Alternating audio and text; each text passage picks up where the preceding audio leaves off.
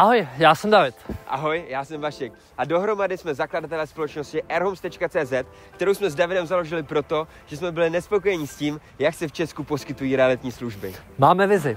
A tou vizí je spravedlivý realitní trh v České republice. K tomu chceme dospět dvěma způsoby.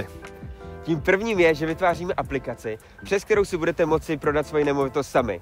V aplikaci budete mít na jedno kliknutí přístup ke všem expertům, které potřebujete k úspěšnému prodeji vaší nemovitosti. Od právníků přes fotografy až třeba po letce z drony. Zároveň v aplikaci můžete inzerovat svoji nemovitost na všechny velké realitní weby v České republice, jako je S-Reality, iDnes Reality, bazoš.cz a další.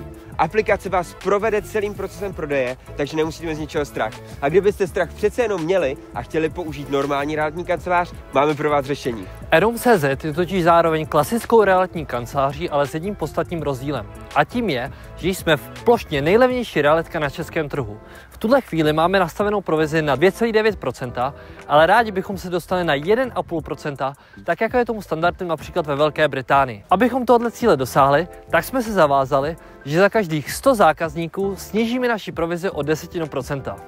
Pojďte nám pomoct naplnit vizi spravedlivého realitního trhu v České republice a přidejte se k nám.